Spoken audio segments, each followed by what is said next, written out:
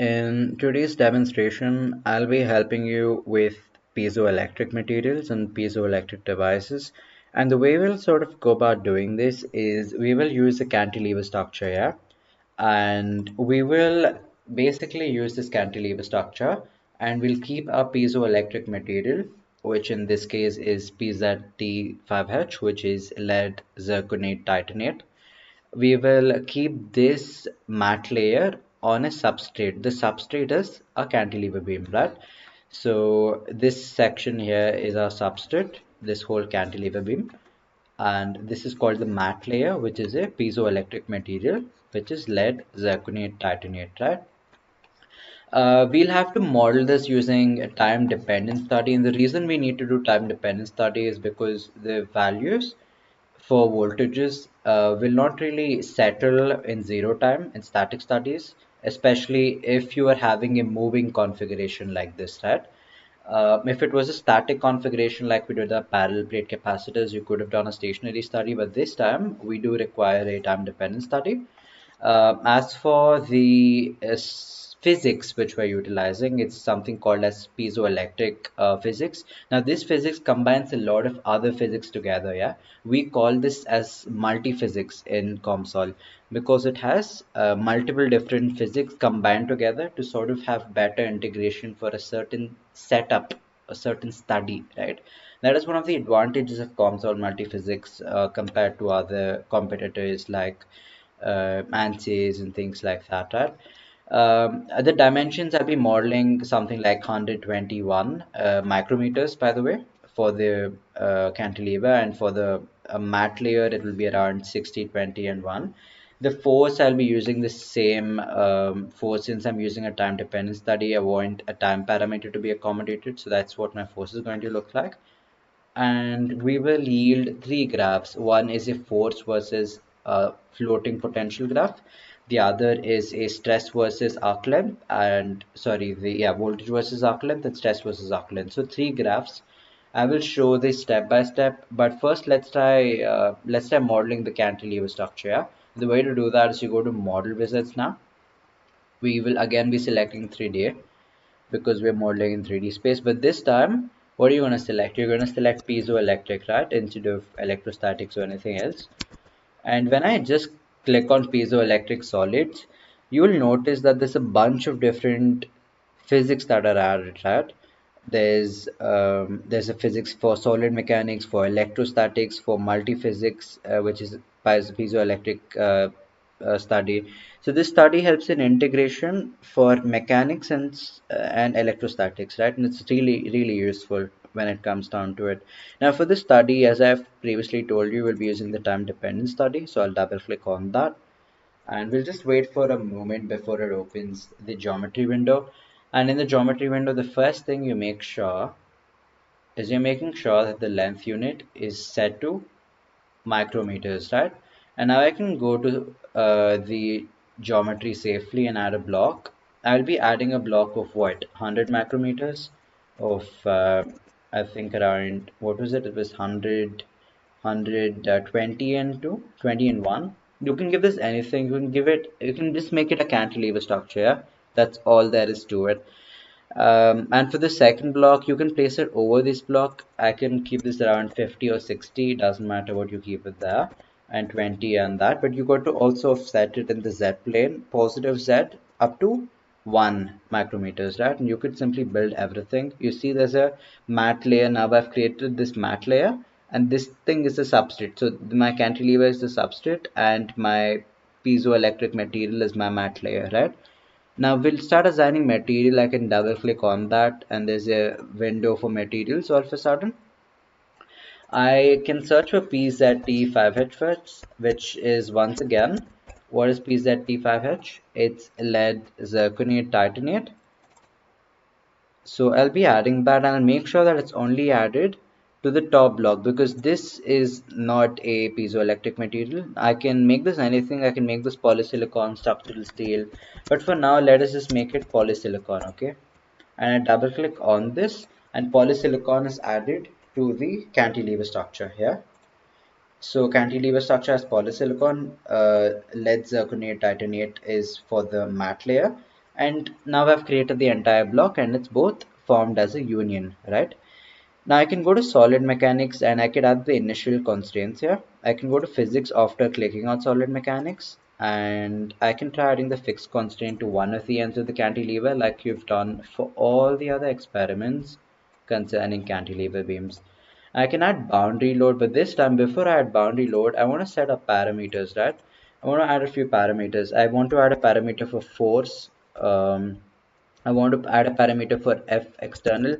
Now it's important to add these because we are doing time dependent boundary load thing, right? The expression. So I'll give the default force 1 micronewton, and for the default external frequency, I'll give around um, 80 kilohertz, right? So once you have done this much, what you can do now is you can go to the boundary load section, that is go to solid mechanics, click on boundaries and boundary load, and you can give boundary load to the other end of the cantilever, and you can make sure that this is set to total force, and in the negative direction of z give, because you want to apply it downwards, you can give a negative f naught times sine 2 times pi times f external times time, right? So this expression gives us force with respects to time, and this is important if you're doing time dependent sweeps, right? So once you're done with this much, you want to make sure of a few things. You want to make sure that the linear elastic, now before we make sure of those things, let's finish off the electrostatics related constraints. Now when you click on electrostatics and I click on boundary, there's an option for me to add floating potential, which I will add at the top of the mat layer, and there's also an option for me to add a ground, which I'll add at the top of my substrate, which is basically housing my mat, right? So just top of that and top of that. And after doing that, I can go to charge conservation here and make sure only piezoelectric material is selected, because it's only for piezoelectric material. And here there's also another piezoelectric material option that's popped up. I make sure again that only this is selected. Now I can go to linear elastic material and make sure that the cantilever is selected. With this, we have essentially completed all of our selections for both solid mechanics and electrostatics. You just click on this just to make sure that only your mat layer is selected. Once you've made sure of all of these different things, you can go to mesh now. You can go to swept mesh and you can add a swept mesh with an extra fine size that. Once that has been established, you can now do a few things. First, you add a sweep in the time, and since we want to measure for voltage and other things which take time to settle, we will start our times dependent study 1 second. We'll go all the way to 1.0002 seconds, and in 50 nanoseconds time step. You can give this anything, but a few things you want to make sure when you're giving these things is the time step should be small enough and the range shouldn't be too big, right? Because if either of them is too big, then either the system itself or the software itself won't allow you because the number of elements have exceeded some limit, or your probably your system is most likely going to fail because it's going to run out of memory. So make sure to use something reasonable like this. You can use the exact same time sweep which I have utilized. Once you're done with that, you can right click on the study and add something called a parametric sweep, right? Now in this parametric sweep, you can right click again and click on add, and you want to sweep the force between 0 micronewtons in zero point 0.5 micronewton steps, and you want to go all the way up to 2 micronewtons, right? So I want to sweep between different values of force at a given interval of time, and I want to measure a few things with the piezoelectric system, right? So once you've done with all of that, you can simply press on compute. It's going to take a minute to completely finish solving, but while it takes that, I wanted to illustrate a few other things, right? Now, what you have to understand here is the three plots which we're going to do. We're going to check the something called as floating potential. Now, a floating potential, you see that there's going to be different force across this cantilever beam, and in a piezoelectric material, different amount of force is going to generate different amount of voltage. So there's going to be different amount of voltage throughout the length of this piezoelectric material, but a floating potential is going to average out this entire thing, and it's going to give me one voltage which I can take out of this piezoelectric material practically. This voltage is significant because this is what is usually utilized with these piezoelectric sensors. We add a resistor like this, and we connect it with a plate which is going to take the floating potential, and you can have some current which is going to be generated, right? And this current is being generated, why? Because all these cantilever, all these mat layers, sorry, these piezoelectric layers, they have inversion symmetry, right? Now, what I mean by that is their charge centers for positive and negative charges. When an external force is applied, they get disturbed, right? And they get separated because of this inversion symmetry. This creates some sort of voltage across them, which is going to generate current, which you notice through piezoelectric sensors and materials, right? So this is what is generally happening with these systems. It's probably going to take a minute or two before it's done. And when it's taking this long, you can click on this button here to check the progress. You see that it's actually progressing well. There does not seem to be a lot of problems with it, but it's taking time probably because we've made our mesh extra fine. But that's completely fine, right? As long as it's able to do a good job with it, I think that's completely fine. We'll just wait for it to finish doing whatever it's doing. But meanwhile, as I was discussing with you, this is how piezoelectric sensors are going to generate electricity, right? And there's a lot of different things you can do with piezoelectric sensors. Now, if you look at the plots for force versus floating potential, obviously with more force, there's going to be more electricity generated because there's more potential. So it is linear in nature, but both the voltage and the stress across the length, the mat layer is not going throughout the length of the cantilever. It's going up to what, a point of 60. So obviously the voltage is going to start from that. It's going to be peaking here because the stress is maximum here, and it's going to decrease all the way to this point. But how is the let's say stress going to look like? The stress also is going to peak somewhere over here and it's going to decrease. That is exactly what you see in both these plots. But here you see there's no voltage here at all because there's no mat layer here, but the stress here is visible because the stress is still present in the cantilever structure. Yeah, so those are a few things you can keep in mind when you're doing these piezoelectric studies. It's still taking me a while. I think I'll pause the video till it finishes computing, and we'll continue right after that's done. All right. So sorry it took so long. The reason it was taking so long is because the mesh size was really small. So I made a normal mesh and it did converge. I ran out of memory when I tried doing with extra fine. So you could try increasing the mesh size if you're having troubling if you're having trouble to sort of converge to a solution. Now, since I have converged, I'll show you a few plots. That's what the stress plot looks like. Yeah, it's pretty straightforward. But you also have a bunch of other plots. You no, you primarily just have this stress plot, but you would also have a bunch of other plots like voltage and other things, which we would look at in just a second. But once again, what I wanted to make sure here is you can go to results here, right? And you can add the 1D plot group. Here you will get an option to choose something called global, right?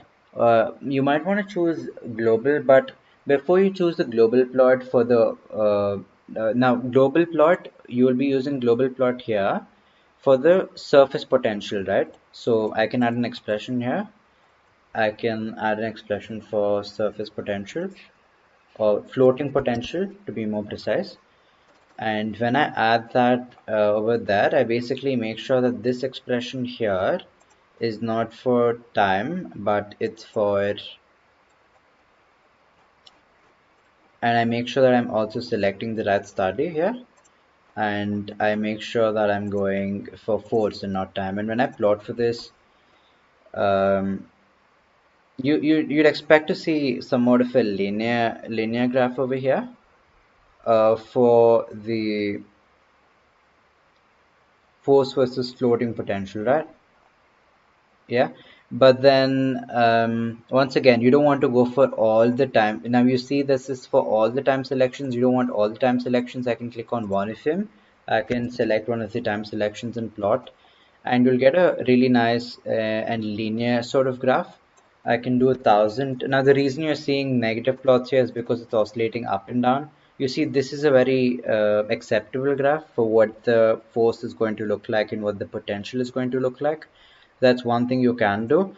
And with this, you'll have two other graphs. You can click on the 1D plot group, select the line graph. We can disable this since we're not going to use the global plot for at the moment. Or another thing you can do is, since instead of creating another line graph here, you can simply create another plot group altogether. Go to results, 1D plot group. You can add a line graph here. And what you can do with this line graph is we can try to check for stress and stress and voltage. So the way you do that is you can click on that, and we can select one of the time interval, let's say 1,000 again, and I can manually select one of the edges, and I can do for solid displacement first, because that is also something we really want to figure out. I think that was not properly modeled. So I mean, that is one thing which you want to make sure is you're checking for now displacement is not particularly needed. You can just see what the displacement is going to look like. But what is more important, and as I've also showed you in these plots, is you want to do stress and voltage, right? So we'll try to do these two over here. So you can just change this expression to von Mises stress. I double click on that, and I can plot that, and you'll see somewhat of a fine. It's a little jagged, and the reason you find it a little jagged obviously is because my mesh size is not that nice, right? But if your mesh was more clear, it's going to look a lot more pretty. Now what's your voltage going to look like? Your voltage is simply electric potential. You can plot for that, and you'd see something like that, right? So that's your voltage plot. And what you get to see essentially here, and you can obviously if it looks a little odd, it's probably not mapping in the right. It's probably inverted, right? So it's going to oscillate up and down. So at different positions, the voltage can be positive or negative. So try to go to a position where it looks all right, somewhere like this, right? And you notice that the voltage is going to be zero until it starts with the substrate, and near the edge of the substrate it's going to be the highest, and after a while it's going to decrease. This is what we expect the voltage to look like, and this was also what I illustrated in this graph over here for voltage, right? So that is the voltage plot, and we have the stress plot, and then we also had a global plot which is going to tell how the different forces are going to give different floating potentials for our piezoelectric sensor. I think with that, this experiment usually ends. Now, another thing I wanted to show you, it's by default, what usually happens is with the stress plot, right? There are other plots that come like electric field and all of that. And I was a little surprised because that was not there at the moment. But if you want to see them, you could go to 3D plots here. And you could also plot for those things. Those things are visually very appealing.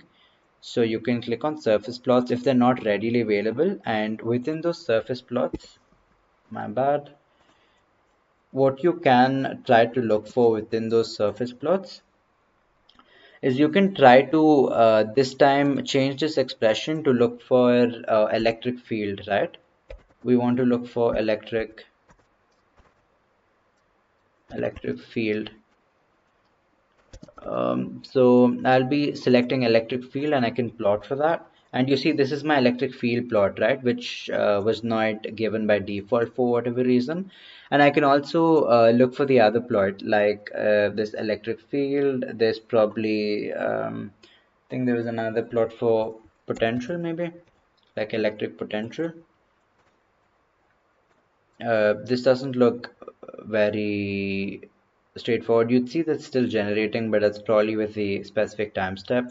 But the electric field was, that was visually giving you, helping you assess something. You could also plot for other things.